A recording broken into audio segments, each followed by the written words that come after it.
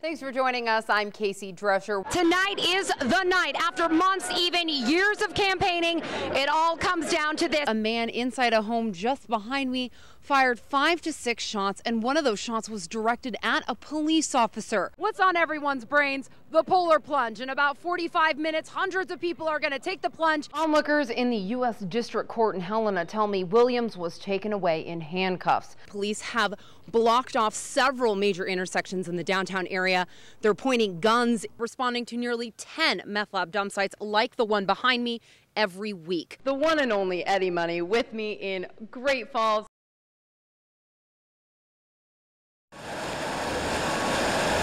Never expected this at all. This is just crazy. And the water just seems like it just keeps coming. The front and backyards of Sandy Dominic's son's home looks like a pond, and waters were rising so high she was picking dirt up by the handful to try and stop it. It's bad. Just a few hundred feet away down Eastview Road, Frederick Maw IV can't even get from the main road to his own driveway. There's a lot of water moving through here right now.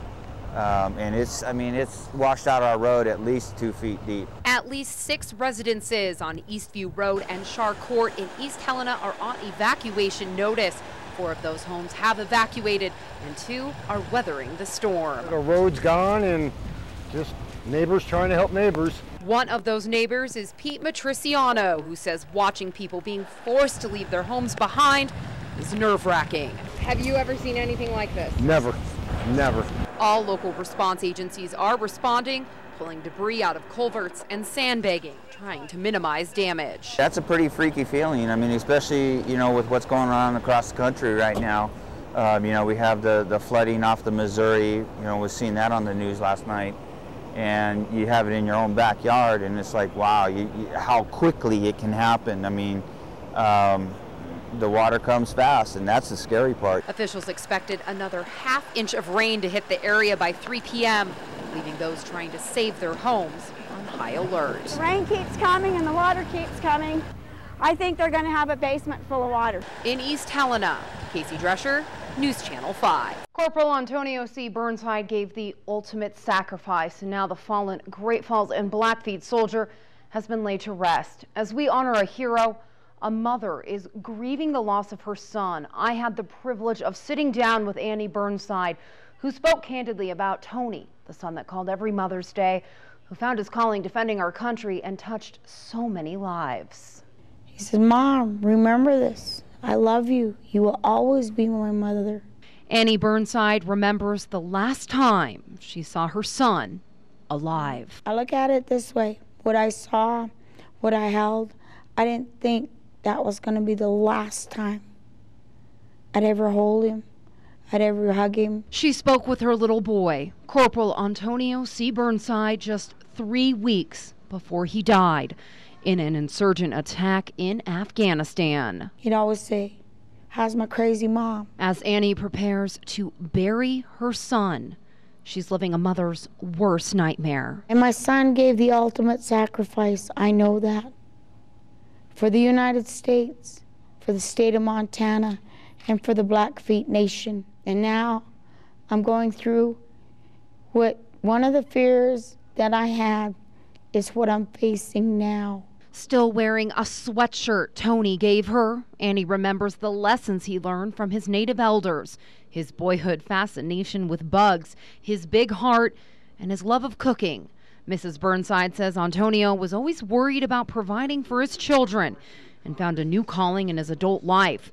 She wasn't thrilled with his choice to join the Army, but she says she stood by him, as any parent should. First time he did a night jump, he says, "Oh, Mom," he says, "it was the neatest thing." He says, going in the plane was shaky, but jumping out in the pitch black, he said the adrenaline was going and everything. And he says Tony wanted to see the world and was proud to be a soldier. And despite her worries, she was proud of her son too. And Tony was so proud of the brotherhood he shared with his fellow servicemen and women, he decided to re-enlist. Mom, he says, this is an extended family. I don't know how to explain it to you, but extended. He says, veterans, they're all my family. He didn't know whether they're a male or female. Didn't matter if it was Army, Air Force, Navy, Marines. But when two of those extended family members knocked on Mrs. Burnside's door on April 6th, she already knew. I never look out my bedroom window. That morning I heard a knock, got out of bed. I seen 2 military personnel. But see, I already knew if they were to show up at the door, it wasn't going to be a good sign. The guy read this paper to me. My legs got weak. I sat down and I broke down and cried. Corporal Antonio C. Burnside leaves behind a fiance and family. Children, Annie says, will never really know their dad. And despite the loss of her son, a Blackfeet warrior, she says her son has made her a warrior too. Because the last time I held him, the last time I touched him, that was it. And only another parent can understand what I'm going through. I also was honored to attend Antonio's rosary last night. You can feel the pain the entire community of Browning and the Blackfeet Nation is feeling with his loss. Annie tells me she is touched with the support veterans and military personnel have showed her, and she can see why Tony considered them to be his extended family. Colonel Robert Stanley calls his new leadership post surreal. He's responsible for overseeing the wing's 4,000 personnel that defend the U.S. with combat-ready airmen and nuclear forces. I want our airmen to understand they are not on the sidelines because they're not carrying an M4 rifle in Afghanistan. Our job is to prevent world wars.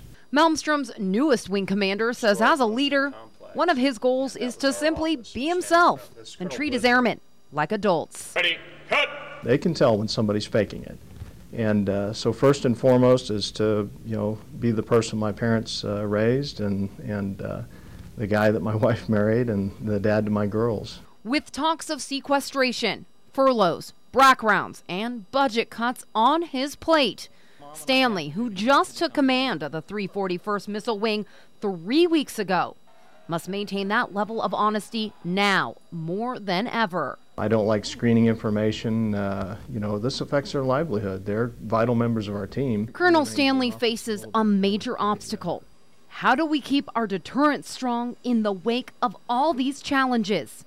The new wing commander says he's keeping a close eye on morale, so his airmen don't lose faith in the government. We've got to do some things within those areas of the budget that we can control to meet the requirements of the sequestration, and that has direct economic impact on this area. I mean, if you furlough a civilian 1 day a week for several numbers of weeks, that's thousands of dollars that would be pumped in the local economy that just won't be there. Stanley says there are 2 areas of the budget officials are analyzing and can possibly control: government purchases and temporary duty assignments.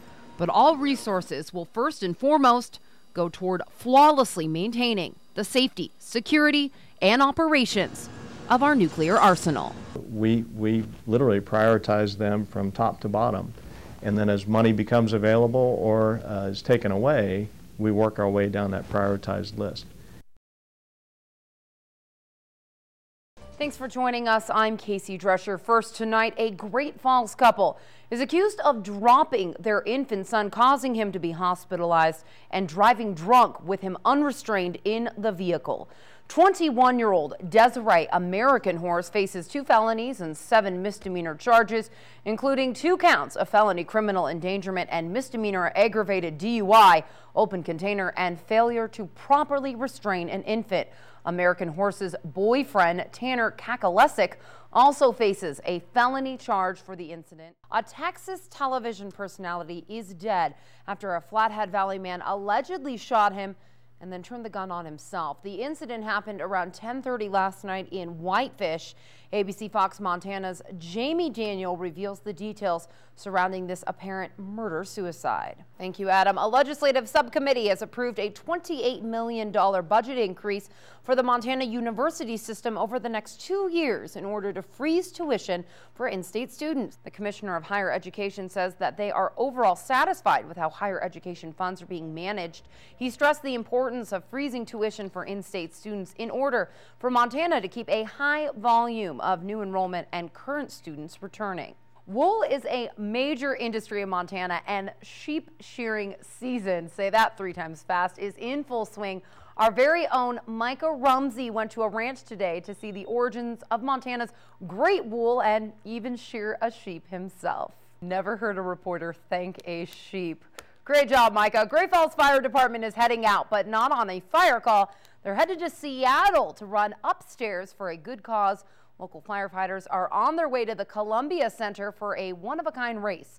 7 of Great Falls' finest are headed to Seattle, Washington to climb 69 flights of stairs to raise money for the Leukemia and Lymphoma Society in the annual Scott Firefighter Climb. The 1,311-step climb is certainly not an easy task, as and an off-duty deputy sheriff and his friend saved a family's home and possibly their lives. The two men were driving home from a fishing trip when they noticed something was wrong. ABC 5's Myra Castaneda spoke to one of the heroes and the owner of the house about this scary event.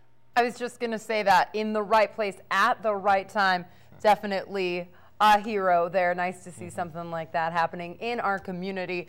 And Adam, I have a feeling this weekend is going to be a pretty good one for the community.